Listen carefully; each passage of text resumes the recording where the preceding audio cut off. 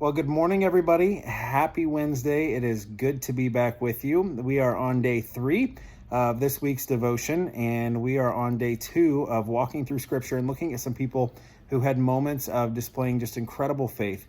Quick reminder, yesterday we talked about Peter and him walking on water and responding to Jesus's call for him to simply come and to walk, and that's exactly what he did. And we talked about how we can apply that in our lives as we begin to have trust without borders. And today I want to take a look at one of my favorite displays of how to respond to a difficult situation, a difficult circumstance. And it's going to look a little bit different because I'm not going to have any personal illustrations in this devotion. I only want to share the scripture, talk about the man that we're going to talk about, and then give you a way to apply that. And so the person I'm talking about is Benaiah. His name is Benaiah. And some of you may know who he is. Some of you may have no idea who that is, and that's okay. There's a pastor, a well-known pastor out of D.C. His name is Mark Batterson, and he's got a couple books out. One is called In a Pit with a Lion on a Snowy Day, and the other one is called Chasing the Lion. And he covers the life of Benaiah and uses it as kind of a call to face our fears, to go for God-sized dreams, and to chase after lions. And so if you haven't read those books, I would highly recommend them to you. They are incredible books, and just a great challenge for us as believers to live out the faith that we have.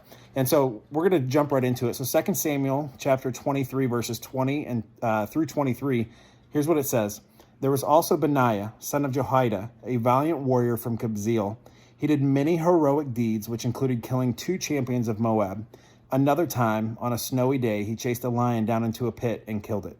Once, armed only with a club, he killed an imposing Egyptian warrior who was armed with a spear. Benaiah wrenched the spear from the Egyptian's hand and killed him with it. Deeds like these made Benaiah as famous as the 3 mightiest warriors. He was more honored than the other members of the 30, though he was not one of the 3. And David made him captain of his bodyguard. I think a lot of times as we read scripture, there's so much packed into scripture that we can gloss over just some really incredible moments. And I think this is one of those just unbelievable moments that we read and we go, yeah, this guy was a great warrior. But I want you to think about the type of man that Benaiah must have been. So it talks about him killing 2 champions of Moab. Now, Old Testament scholars believe that the 2 men were not only as brave as lions, but they were as strong as lions. So he killed 2 men who were champions of Moab that were like lions. Then it says that he killed an Egyptian warrior who was armed with a spear.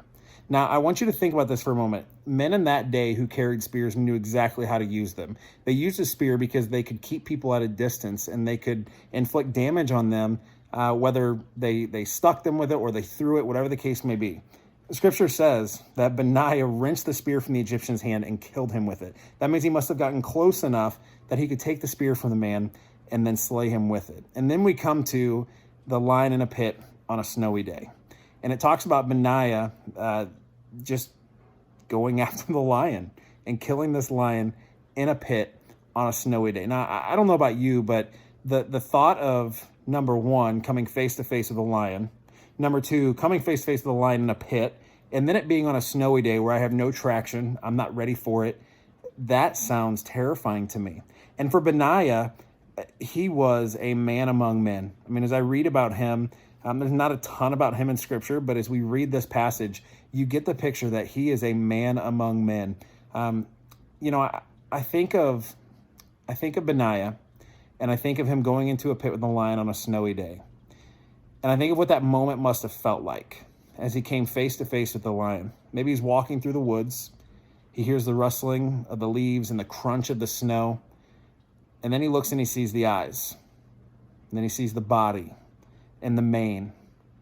And he has this moment where he decides, I can either run or I can fight. And he decides to fight.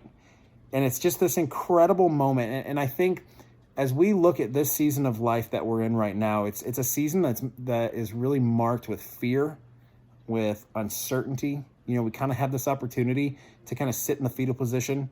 My daughter last night, as the storms were raging in, she just climbed as deep under her covers as she possibly could because she just wanted to close her eyes and forget the fact that there was a storm raging. And I think a lot of times that's what we do when we are approached with the lions in our lives. I think this season is much like a lion. We We don't know the circumstances leading up to Benaiah's encounter with the lion, but most people don't actively go searching for a lion. Most people don't want to fight a lion in hand-to-hand combat. You know, the average male lion weighs around 420 pounds. That does not sound like a fight that I would like to pick. But for Benaiah, this was a moment that would propel him not only to positions of stature, but it would lead to him being the captain of David's personal bodyguard. He was essentially like the head of the Secret Service for David. You know, I think it's important for us to realize that sometimes God's biggest plan for us is just on the other side of our greatest fear. 2 Timothy 1:7 says this, "For God gave us a spirit not of fear, but of power and love and self-control." How different would this season of life look? And more importantly, how would our walk with Christ look if we, like Benaiah, responded with God-focused bravery and courage? As you guys walk through today, have the faith to not only face your fears, but to chase them down and achieve victory over them. You know, every morning when we wake up, we have this opportunity to wage war against Satan. Through Christ, we can win that war. Through Christ, we can take the battle to Satan. Through Christ, we can walk through this season with confidence, with assurance, and with incredible faith. I saw this Facebook post last night as I was kind of winding down my day, and it said this. It says, we need to switch from passive belief to active faith. It said, passive belief simply tolerates and accepts that something can be true.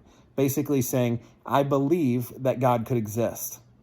Active faith, on the other hand, faith actively lives it out, even when things don't make sense.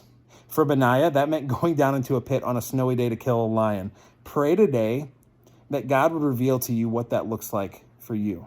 Imagine as a church how different we would look if every person woke up in the morning and said, God, I don't know what my lion is today, but I pray that I have the strength. I pray that I have the humility. I pray that I have the boldness, and I pray that you would give me your power to fight the lion, to not run from it, to not be so consumed with fear that I just crawl into the fetal position.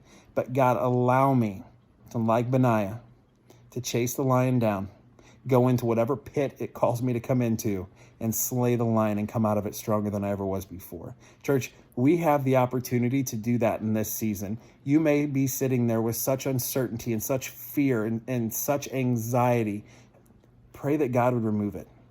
Pray that God would give you the boldness and the strength, the humility and the faith to chase after it, to run towards the roar, as Batterson says, to chase the lion, even if it means going into a pit on a snowy day, but to be like Benaiah and to chase after it. Have a great day. We'll see you guys later.